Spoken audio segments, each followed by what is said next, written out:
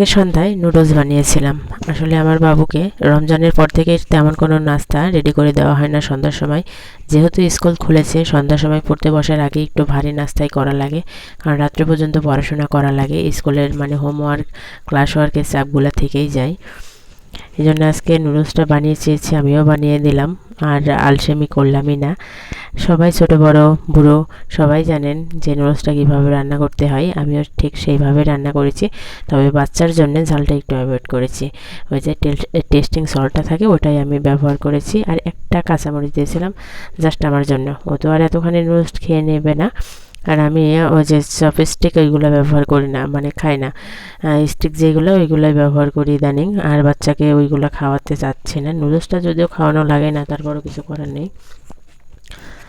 এদিকে এই তো রান্না প্রায় শেষের দিকে। এবার নুডলসটা দিয়ে দেবো, দিয়ে একটু ভাজা ভাজা করে তারপর নামিয়ে সুন্দর করে পরিবেশন করব। আমার পেজের তো অবস্থা আপুরা, আপনাদের কি বলবো, ভিউটা একেবারেই নাই। দু একদিন যা 100 ভিউ আসলে আমার মনে আনন্দর সীমা থাকে না। সেখানে এখন 10-12টা ভিউ আসে না, আমার মনটা এত খারাপ হয়। আপনারা সেখানে মিলিয়ন মিলিয়ন ভিউ রিজার্ভ করেন, ইনকামও করেন, কন্টেন্ট মনিটাইজেশন সেট আপও আছে অনেকের, কিন্তু আমার তো এখন পর্যন্ত কোনো সফলতার মুখ দেখি না। আমার ভিডিওর কোয়ালিটি কেমন, আমি যার কাছে কোর্স করেছি তার কাছে জিজ্ঞাসা করছিলাম পেজটা কেমন আছে, ভিডিওর কোয়ালিটি কেমন। বলে ধৈর্য ধরে কাজ করে যান, সব কিছু ঠিক আছে, একদিন নিশ্চয়ই আসবে। ধৈর্য ধরতে ধরতে আসলে মাঝে মাঝে হতাশ হয়ে যায়, নিজেই বুঝতে পারি না। চারিদিকে নতুন নতুন পুরাতন ভাইয়া আপুরা যখন সেটাগুলো পেয়ে যায় তখন একটু খারাপই লাগে।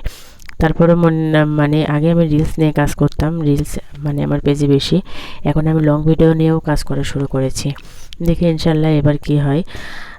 এই তো পরিবেশনটা করেই দিলাম নুডলস। আমার বাচ্চা সেরকম নুডলসের সাথে সস খেতে চায় না, আমি খাবার জন্য একটুখানি দিয়ে নিলাম। আর এই তো এই ভিডিওটা আমি সকালে বাবুকে স্কুলে দিয়ে আসার সময় করেছিলাম। আমাদের বাসার ভিডিও, এই রাস্তার সামনে গিয়েই আসলে আমার বাসা। একটু ভিডিওটা করে নিলাম আমার ভাই আপুদের জন্যে, যাতে হুটহাট করে কোনো দিন চেনে আমাদের বাসায় চলে আসতে পারেন। এই জন্য আমার বাবুর স্কুলের জুতা জোড়া একেবারে ছোট হয়ে গেছে। রমজানের আগেই বলেছিল রমজানের মধ্যে কিনবো, আর ভুলে গেছি ঈদের শপিংয়ের পাল্লাই পড়ে। আসলে তখন আর মনে ছিল না স্কুলের জুতার কথা, এখন আবার স্কুল খুলেছে, এখন আবার মনে পড়েছে। তাই আজকে গিয়ে স্কুলের জুতাটা কিনে নিয়ে আসলাম। আমি হাওয়াই শু যেটা ওইটা কিনে নিয়ে আসলাম। আসলে বাচ্চারা কয়েকদিন পরপরই তো জুতার 12টা বাজিয়ে দেয়, কেনাই লাগে, এই জন্য আর বেশি দাম দিয়ে আমি কিনতে চাই না। যাই হোক, এটা অনেক সুন্দর হয়েছে।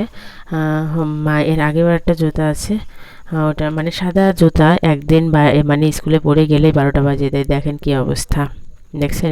এটা দেখে মনে হচ্ছে 3 বছর আগেকার জুতা, কিন্তু মোটেও না, মনে হয় 1 বছর হয়েছে। ধন্যবাদ সবাইকে।